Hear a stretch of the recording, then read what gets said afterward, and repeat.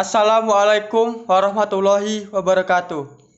Izin memperkenalkan diri, nama saya Abdurrab Al-Ma'arif, saya dari D3 Agribisnis semester 3A. Di sini saya akan menjelaskan ringkasan materi saya mengenai video yang dijelaskan oleh Profesor Dr. Musa Hubeiz. Yang pertama yaitu manajemen, yaitu bagaimana cara mengoptimasi sumber daya, kemudian mengolah sumber daya tersebut menjadi suatu barang atau produk yang lebih bermanfaat dengan konsep yang efektif, efisien, dan produktif.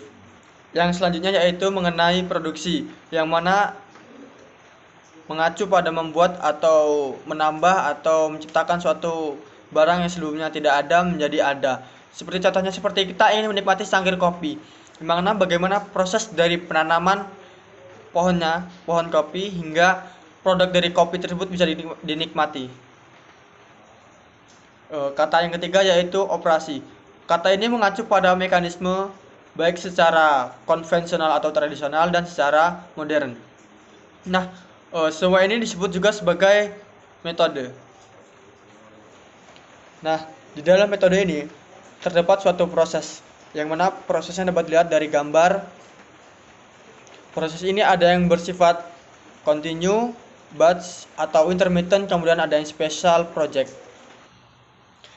Nah, dengan kata lain, mempelajari MPO ini untuk memahami konsep dari hulu sampai ke hilir, atau dalam arti lain yaitu seperti ilmu 5W dan 1H, yaitu yang pertama mengenai why, kenapa sih barang ini harus diproduksi, kemudian what, barang apa sih akan diproduksi, kemudian where, di mana barang tersebut diproduksi. Bisa jadi produksi ya di rumah atau di pabrik atau di kebun. Kemudian when. Nah, when ini mengenai kapan. Nah, when ini keterkaitannya dengan gambar tadi, yaitu mengenai proses dari misal tadi ada continue, batch atau intermittent, dan yang terakhir yaitu ada special project. Nah, kemudian yaitu who. Who itu mengacu pada siapa sih target pasar barang tersebut, seperti kayak untuk anak-anak atau orang tua. Kemudian yang terakhir ada how, atau keterkaitannya dengan berapa banyak barang tersebut diproduksi. Pada dasarnya, ilmu MPO adalah suatu konsep yang sangat utuh, dimana dilihat dari fungsi yang terlihat. Yang pertama yaitu sumber daya manusia, mengacu pada manusia, kompetensi bekerja, kemudian ada teknologi, baik secara manual atau modern, kemudian ada keuangan, yaitu menyangkut keterkaitannya dengan modal kerja dan investasi. Kemudian ada pemasaran, yaitu bagaimana cara kita memasarkan produk dan siapakah target pasarnya. Karena percuma saja jika kita memproduksi suatu barang tetapi kita tidak tahu siapakah target pasar tersebut, sehingga produk tersebut pasti akan sia-sia. Kemudian dapat ditarik kesimpulan bahwasanya MPO ini sangat bermanfaat untuk mengembangkan industrialisasi ataupun hilirisasi.